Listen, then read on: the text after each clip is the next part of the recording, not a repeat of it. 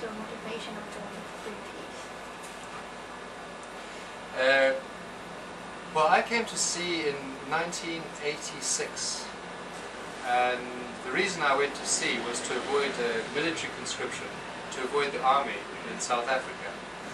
And after being at sea 5 or 6 years, I did a course because I loved gardening. When I went home from the sea to leave, I would garden in my house, and I did once a course in organic gardening.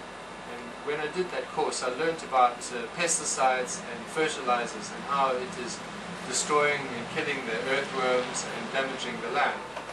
And that was the moment I realized that everything wasn't quite right in the world, and some things were wrong, some things were bad and damaging to the environment. And as soon as I learned that, it changed my life, and I joined a number of environmental groups. But still, I was at sea. And then after each time I was at sea on different ports, foreign ports, I'd go ashore onto the land and find environmental groups and find the information. And then one day I was actually in Canada, in Vancouver, and when I went ashore, it was Greenpeace that I discovered. And that was the first time I learned, oh, there's an environmental group with boats. And so immediately I became a member of Greenpeace. And after 2 years of writing letters, and I finished all my commercial sea time, I joined Greenpeace and started sailing in 1996 with Greenpeace. 那船长他是在什么样的一个情况下，就是说他在这艘船上面大概服务了多久？那有没有遇过一些什么样特殊的经验状况这样子？ So how many years have you been serving on Rainbow Warrior, and what kind of special experience do you have in this ship? I've been with Greenpeace for now 15 years, and I sailed on different we have 3 ships, the Arctic Sunrise, Esperanza, and this ship. And we had older ships too, and so I sailed first for about 10 years with the other boats, but for the last 5 years I've been sailing just on the Rainbow Warrior as the captain. And yes, I have quite a number of very interesting experiences, quite dramatic experiences, often involved with stopping ships from or blocking ships from sailing with dangerous cargo, or try to delay them, because what is called as direct action. When something bad is happening to the environment, there comes a point where after you've been talking and nothing is changing, you draw a line and you say this must stop and go no further. And I've done some dramatic action. One is in Holland, which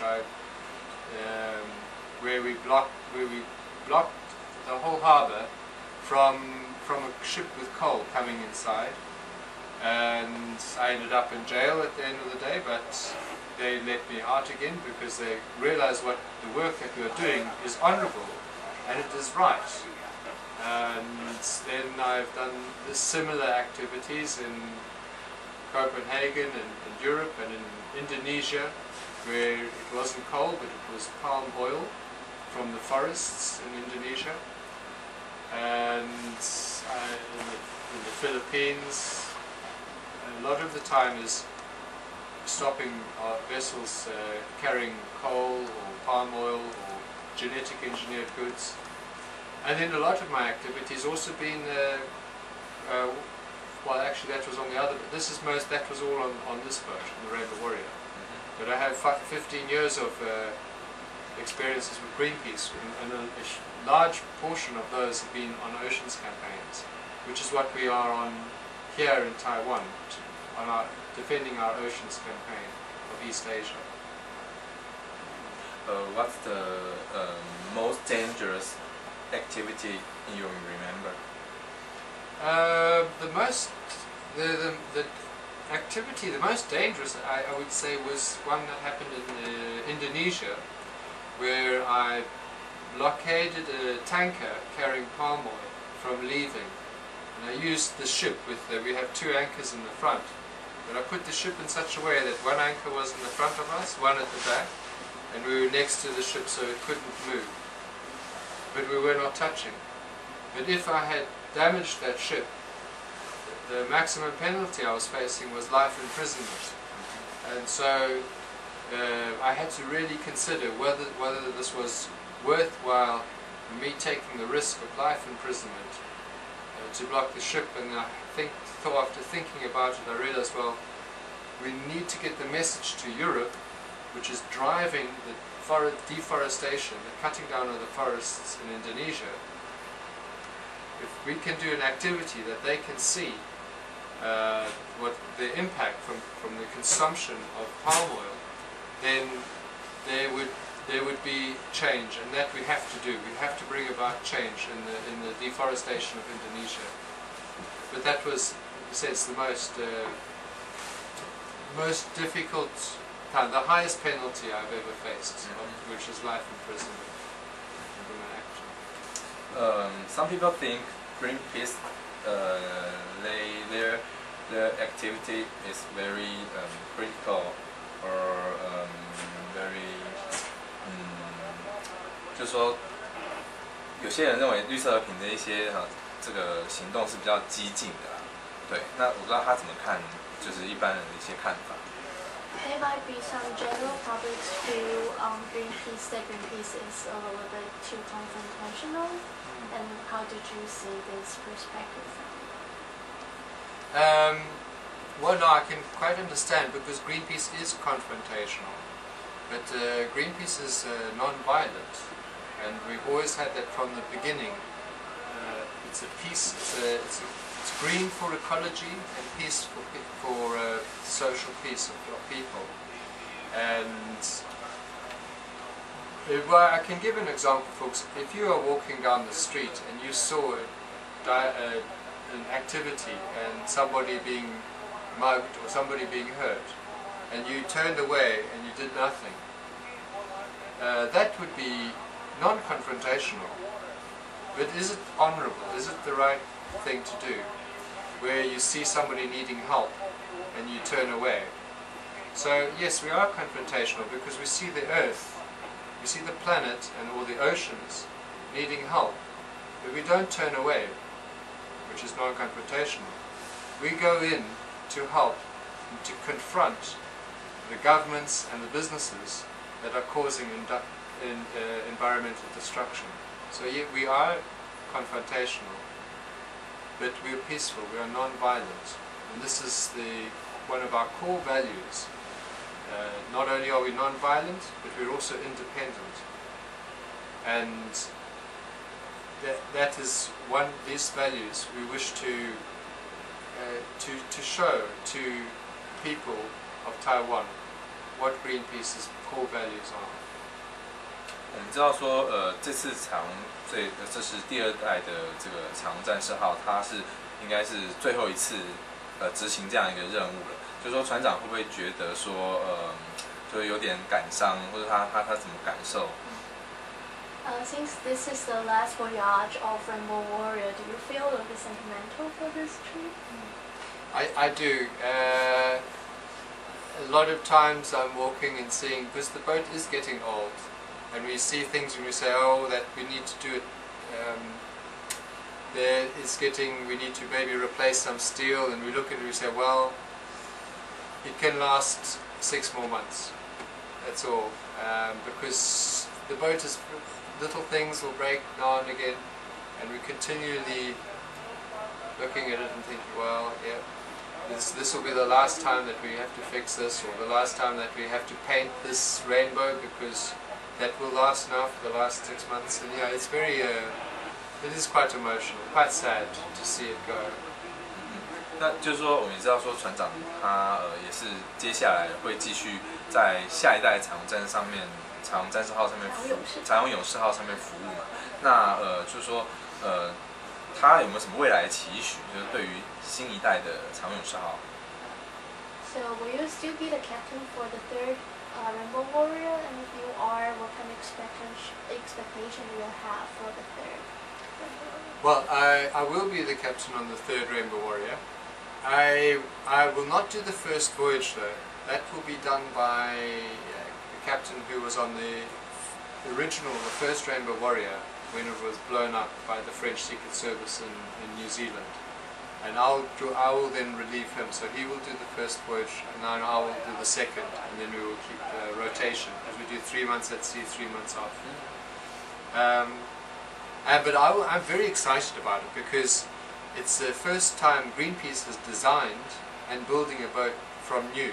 In the past we've always bought old boats, but now we've been campaigning for 40 years. This is the 40th anniversary of Greenpeace this year, and we fully understand what our needs are, and so we're building a boat with all of our campaign needs in mind from the beginning. And it's also a completely sailboat, so it will sail much closer to the wind, so and be faster, and be equipped with a helicopter deck, and which we're needing more and more in the future.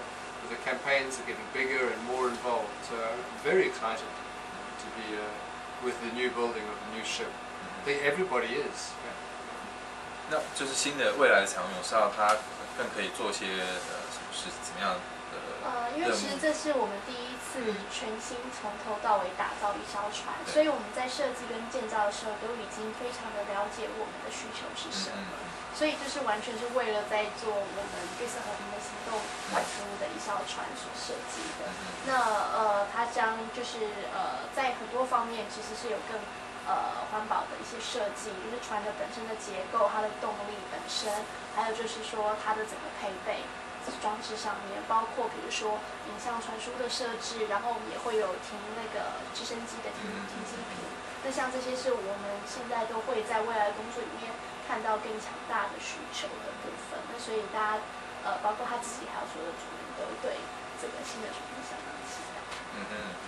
那最后就是说，这次台湾行了，不知道船长是第一次来台湾嘛？那这个对于这次这台湾行有什么样的期待？ Is it your first time to Taiwan, and what kind of expectation do you have for the trip here in Taiwan? It's my first time in Taiwan with Greenpeace. When I was on cargo ships, I came to Keelung a number of times. I've been up to the Goddess of the Sea, along many when I was very young, as a cadet, and I've been to Taipei. But it was 1986 was the first time, 1996 was the last time I was here on cargo ship, and so it's been a long time since I came back, since I was here, and we've just been in Hualien just before we arrived here, and I was so impressed by Taiwan. It's just so clean. I've never seen such a clean country, but not only that. It's not just the country, and I can understand why from meeting the Taiwan people. Very open-minded and sensible, and open to discussion. And I haven't come across that in many cultures before. And so from this I have great expectancy that we will be able to sit down and discuss and talk and bring about solutions to the damage and the destruction that's happening in the ocean. 好，那我们这个非常谢谢我们的船长那个 Mike， 就是为我们解释说是整个彩虹勇士号它的一个任务，那他也分享一些他这次的一些经验，还有这个他对于之后下一代彩虹勇士号继续将为这个绿色和平在全世界各地去执行任务提出一些期许。那我们非常谢谢 Mike 来让我们这个就让我们来做这个专访。那谢谢 ，Thank you。Thank you very much. Thank you. 那我们今天的这个开放编辑室呢，就到这边。那彩虹勇士号呢，它在基隆停泊到9号，所以说各位观众网友呢，如果说有兴趣的话，也都可以来到基隆港这边。那它的开放时间是早上的10点到下午的4点，所以说这个时间是7、8、9 3天所以大家可以继续，就是说，如果说对于这个海洋的保育有兴趣的话，欢迎各位网友可以来到彩虹勇士号，然后接触绿色和平，了解我们海洋有多么的重要。那谢谢各位网友今天的收看，我们再会，拜拜。拜。